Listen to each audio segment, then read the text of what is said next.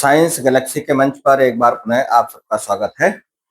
हम लोग आज देखेंगे क्लास 10th केमिस्ट्री में जो टॉपिक है लेसन नंबर 2 अम्ल क्षार और लवण, उसका आज हम लोग लेक्चर नंबर 8 और इसमें हमने चर्चा किया था साधारण नमक गुण एवं उसके उपयोग के। तो उसी का आज पार्ट 1 में जितने हमने चर्चा कर लिया था उसके बाद में अब हम आगे बढ़ते हैं और जानेंगे पार्ट 2 में इसके शेष प्रॉपर्टीज के बारे में।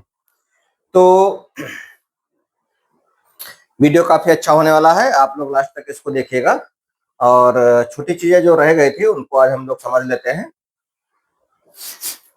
तो हम लोगों ने एक केमिकल प्रॉपर्टीज की देखा था और आज हम दूसरी केमिकल प्रॉपर्टी देखेंगे साधारण नमक की, और उसमें है हमारा कि अमोनिया के साथ में क्रिया। बहुत इंपॉर्टेंट रिएक्शन ये है और व्हाट हैपन यानी क्या होता है जब के रूप में भी इस प्रश्न को पूछ जाता है। व्हाट हैपन व्हेन, क्या होता है जबकि। एक रिएक्शन पूछी जाती है कि क्या होता है जबकि नमक के संतृप्त विलयन में अमोनिया और कार्बन डाइऑक्साइड गैस प्रवाहित की जाती है। अमोनिया और कार्बन डाइऑक्साइड गैस प्रवाहित की जाती है, ये क्वेश्चन पूछाता है। तब भी उत्तर आपका यही रहेगा जो यहाँ पर लिखा हुआ है, और अदरवाइज आपसे सीधे सीधे इसकी केमिकल प्रॉपर्टी है कि यदि नमक के संतृप्त विलयन में हम अमोनिया और कार्बन डाइऑक्साइड गैस प्रवाहित करते हैं तो उसमें जल तो रहेगा ही रहेगा। तो ऐसी स्थिति में सोडियम बाइकार्बोनेट बनता है और क्या बनता है, अमोनियम क्लोराइड बनता है। तो वही चीज लिखी गई है यहाँ पर थ्योरी के रूप में कि नमक के सांद्र विलयन में या संतृप्त विलयन में पूछा जा सकता है में अमोनिया तथा कार्बन डाइऑक्साइड गैस प्रवाहित करने पर क्या बनता है, सोडियम बाइकार्बोनेट बनता है और अमोनियम क्लोराइड बनता है। रिएक्शन इस प्रकार से हो जाएगी NaCl plus NH3 plus H2O plus CO2। अब इसमें किसी को पहले लिख सकते हैं, किसी को बाद में लिख सकते हैं, कोई ऐसी बात नहीं है। NaCl plus NH3 plus CO2 plus H2O आप लिख सकते हैं, या H2O प्लस CO2 लिख लिया, जो आपको आसान लगे। तो बन जाता है सोडियम बाइकार्बोनेट। सोडियम बाइकार्बोनेट जिसका सूत्र होता है NaHCO3 प्लस अमोनियम क्लोराइड बनता है जिसका सूत्र होता है NH4Cl। तो ये काफी इंपॉर्टेंट है, यहाँ से एक क्वेश्चन बनता है क्या होता है जबकि अमोनिया के सांद्र विलयन के साथ में नमक का सांद्र विलयन रिएक्शन करता है, या नमक के संतृप्त विलयन में या सांद्र विलयन में अमोनिया तथा कार्बन डाइऑक्साइड गैस प्रवाहित की जाती है। तो उसकी रिएक्शन यही है और इसको हम लोग नोट कर लेते हैं। ठीक है, जल्दी से नोट कर ले, इसके बाद में हम लोग आगे बढ़ते हैं। नोट हो गया होगा।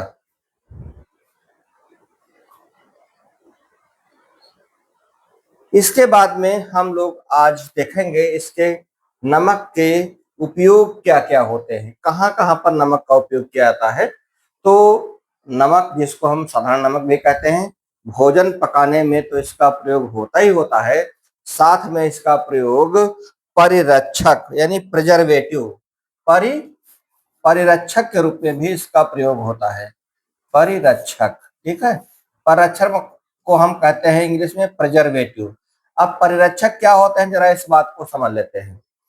जैसे आजकल गर्मी का सीजन है, आम की पर्याप्त मार्केट है और बहुत से लोग आम का अचार काफी पसंद करते हैं। अचार वैसे चाहे जो भी हो, विभिन्न पदार्थों के अचार बनते हैं, लेकिन आम का अचार उसमें एक बहुत प्रमुख स्थान रखता है।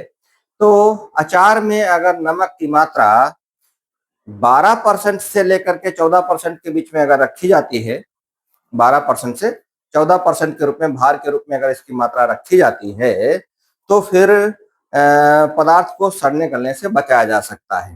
ठीक है, यानी केवल नमक डाल करके ही, नमक की पर्याप्त मात्रा डाल करके 12 से 14% का मतलब है कि आप 13% यूज कर लीजिए। ठीक है, तो कभी भी कोई जो है आपका अचार खराब नहीं होगा, कोई फंगस उसमें नहीं लगेगा।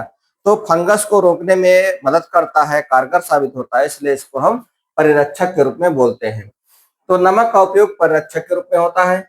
अनेक रसायनों जैसे caustic soda, baking soda, caustic soda, baking soda, धावन सोडा, विरंजक चूर्ण इत्यादि के निर्माण में भी इसका उपयोग किया जाता है, इस बात को हम लोग ध्यान रखेंगे। ठीक है, नमक का उपयोग क्या होता है कि कास्टिक सोडा बनाने में होता है, बेकिंग सोडा बनाने में यानी खाने वाला सोडा बनाने में, धावन सोडा बनाने में, व्यंजक चूर्ण बनाने में भी इसका उपयोग होता है। ठीक, इसके अलावा इसका उपयोग सोडियम धातु के निष्कर्षण में, क्लोरीन गैस के निर्माण में भी होता है। ठीक, सोडियम धातु के निष्कर्षण में और क्लोरीन गैस के निर्माण में भी नमक का यानी साधारण नमक का यानी सोडियम क्लोराइड का उपयोग होता है। इसके अलावा खास बात यह भी है कि उन देशों में भी इसका इस्तेमाल होता है, किस रूप में, जहां पर भारी हिमपात होता है वहां पर नमक की बौछार की जाती है।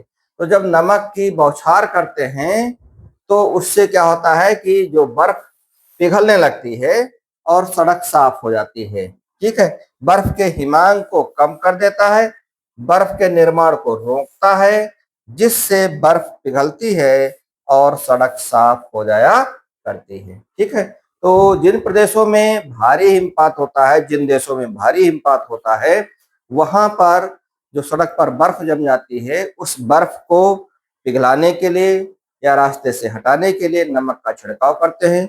नमक का छिड़काव करने से नमक बर्फ के हिमांक को कम कर देता है, बर्फ के हिमांक को कम कर देता है, जिससे बर्फ पिघलती है और सड़क साफ हो जाया करती है। ठीक है, अच्छा, इसके बाद में अगली बात है कि जब अधिक पसीना आए तो शरीर की मांसपेशियों में ऐंठन होने लगती है।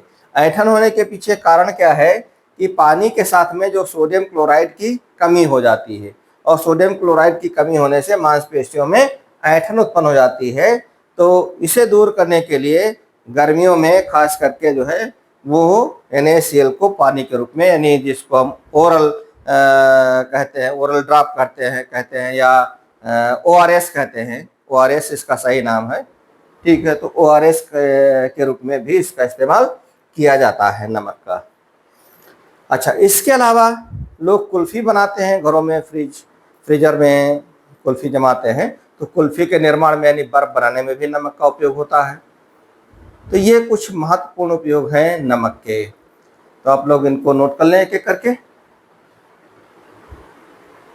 जल्दी से।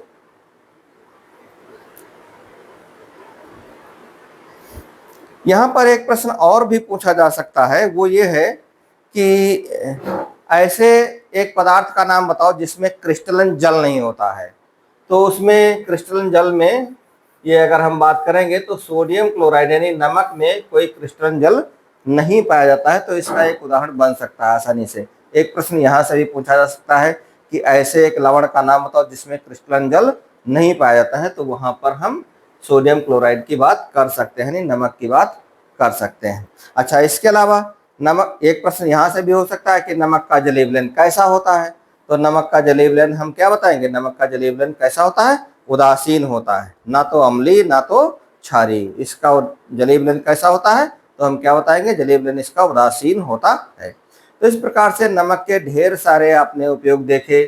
प्रिजर्वेटिव के रूप में तो बहुत से पदार्थों को, चाहे वो हमारे अभी हमने नमक की, हमने अचार की बात किया, इसके अलावा जो डेड बॉडीज होते हैं उनको भी सड़ने गलने से बचाने के लिए नमक के उसमें रखते हैं। तमाम से उपयोग होते हैं, मांस मछली को प्रिजर्व करने के लिए भी नमक का इस्तेमाल किया जाता है। तो इस प्रकार से ढेर सारे उपयोग रहे। अब हम लोग अगले लेक्चर में बात करेंगे, इसी जो टॉपिक है हम क्षार और लवण, इसी अगले लवण की बात करेंगे। तब तक के लिए आप लोग ये जो हमारे पुराने वीडियो हैं वो अगर नहीं देखे तो उन्हें देखिए और अपने साथियों को भी बताइए, जिससे कि ये टॉपिक अच्छी तरीके से मेंटेन हो जाए और यहाँ से पूछा खूब जाएगा। अगले जो इसमें छोटे छोटे लवण हैं उनके बारे में हम लोग चर्चा करेंगे, ज़्यादा महत्वपूर्ण है। तो आज के लिए इतना ही, बने रहिएगा, धन्यवाद।